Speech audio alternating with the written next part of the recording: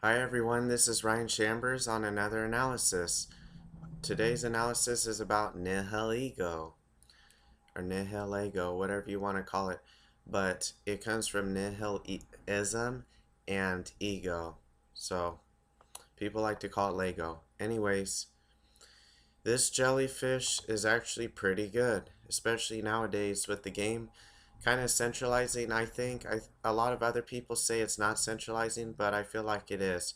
I mean, you see guard chomp on every team or crocodile. You see a flying type, usually like Celestelia, or a levitator like maybe VGC. Okay, and then you see usually a tapu of some sort and an intimidator like either crocodile or marowak usually. Sometimes other intimidators like Mence or Gyarados, but those typically aren't perceived as good Pokemon, or at least not in most battles. Okay, so Nihilego. So this seems like the best set and the most standard set to me. This has been used since the beginning of the season. I used Nihilego at first and everyone thought I was crazy for saying it's top tier, and I still feel like it's top tier. It's probably, well, at the very beginning of the season, it was very good because it super affected everything. Now it's also very, very good. In the middle of the season, it wasn't as good, but I mean, it it was really useful versus Tapu Bulu and other things. It was still a huge threat. So I feel like it's always been good, but now everybody uses a Tapu. So I feel like it's even better. Okay, so with its speed, it needs timid because look at its speed. 170 speed, that's one higher than Garchomp. Now, I was getting into an argument with people online about that top 8 team at that same tournament where Juhan and Paul Chua battled. And someone was trying to tell me that Tentacruel has better defensive typing, and I don't feel like that's true. It may have less weaknesses, but that doesn't mean it has better defensive typing.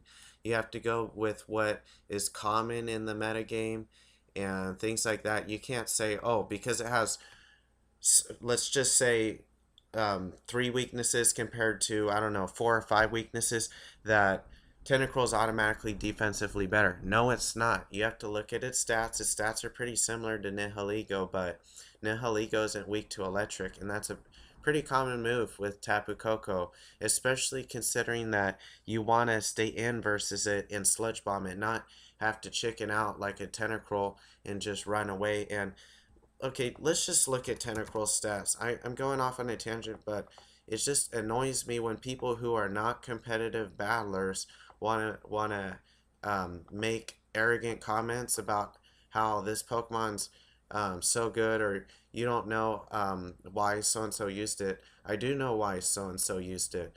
He used it because he wanted bragging rights to use his. He had like Substitute, Scald, okay, Sludge Bomb. He had the Poisonium Z on it. Who cares? It never did anything, and it probably Protect. I didn't see it, but probably Protect. Okay, so its defense is similar to Nihilego's. Maybe it's okay. It's a little bit more, right? But look at its special attack, puny, 132 compared to 179. You might as well use Poisonium Z Nihilego instead of Poisonium Z Tentacruel. Okay, sorry about the interruption. So, basically, I mean, this thing is just trash. Look, Garchomp outspeeds it 167 speed compared to 169. Nihilego is clearly better. Okay, so it may not be weak to water like Nihilego is, but who cares? Okay, clear body, who cares? It's a special attacker. I mean, okay, so maybe it'll do better versus Snarl. That's it. I mean, I don't think anyone's gonna use Liquid Ooze with it. I don't think they're gonna use Rain Dish. If they are, it's not gonna do that well. I don't know. I mean, maybe Clear Body's the way to go. Who knows? But it's so obvious to me that Nihilego is way better. Okay, I'm gonna delete that. Go back to what I was trying to talk about. So, Sludge Bomb, Power Gem, HP Ice. This thing threatens practically the whole game. I mean, if they even have one Pokemon that's weak to one of these moves, it's going to be threatened by Nihilego unless it's only 2 times weak to HP Ice. Okay, so HP Ice destroys Salamence and Garchomp. Of course, you have the option of Power Gemming versus Meds 2, which is probably in general better if you can finish them off with it, because it's typically better for what it could switch into. Now, Beast Boost is another thing that Tentacruel doesn't get. Okay, so it raises its special attack 1 stage every time it gets a kill, and this thing threatens almost everything. It outspeeds almost everything, and the things it doesn't outspeed don't threaten it. That's what makes it so great. Like Ninetales doesn't really threaten it. Tapu Koko doesn't threaten it. They would usually have to use some sort of Scarf Pokemon or something really fast and powerful on the physical side, like Pheromosa. I'm trying to think of something that's naturally faster than it, that's a special attacker and can actually kill it. Almost nothing, because it has monstrous special defense. Look at that, 131 base special defense. Dang, that's a lot.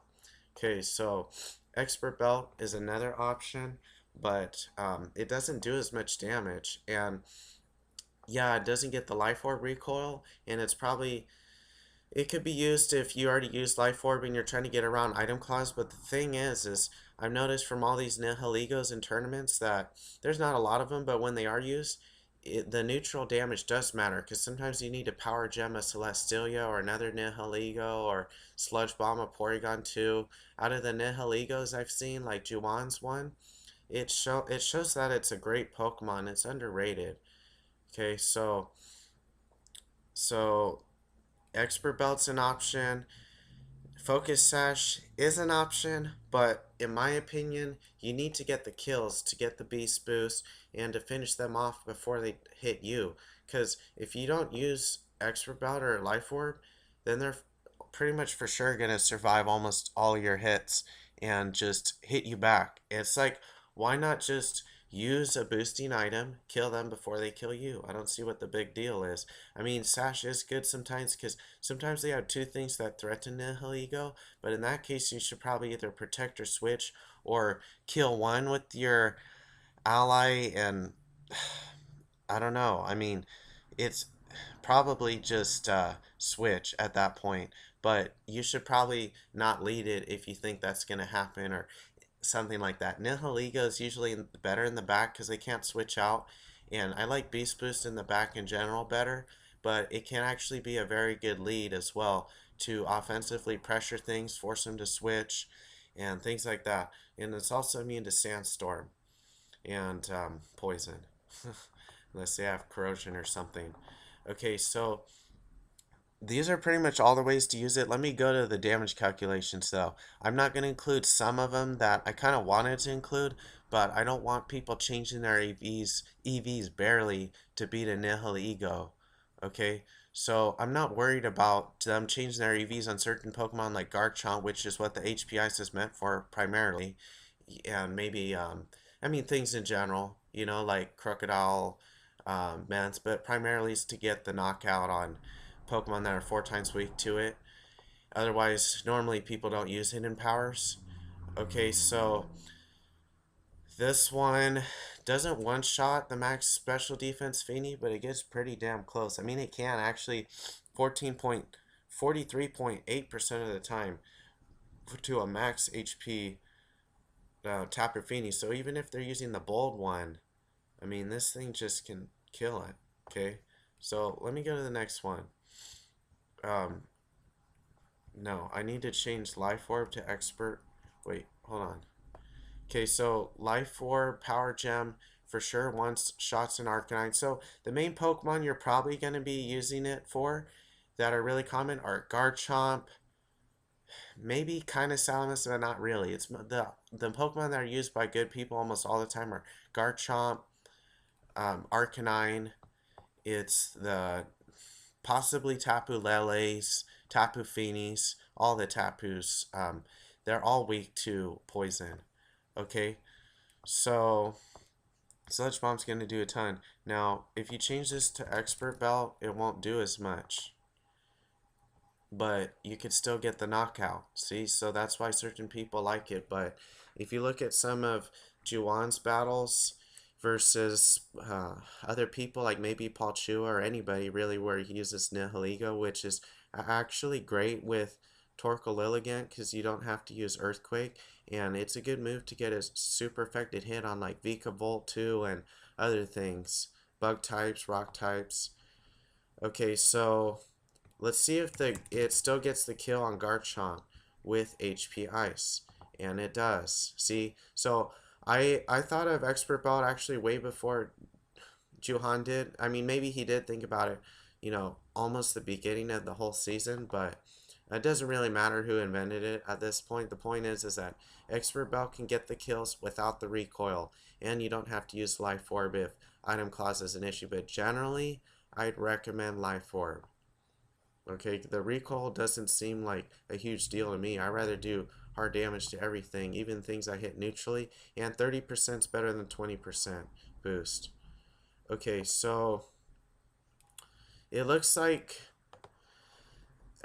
Expert Belt, Life Orb are pretty much equivalent when it comes to the one-hit knockouts, but to the certain things like Tapu Fini, like it may not one-shot unless it has Life Orb or other things, makes Life Orb better, but it's mostly the neutral hits. Okay, so there may be other ways to use Nihilego. I know certain people have used Rockium Z Nihilego. I've tried it out. It's actually pretty good, and you get the kill and then you get the beast boost. I tend to like Z moves with the beast boost Pokemon, so all you would really do on it is you would probably take off like HP Ice and put Substitute and use Rockium Z on it and use a lead where it encourages them to protect like a fake out or something. Hopefully they don't have Lele.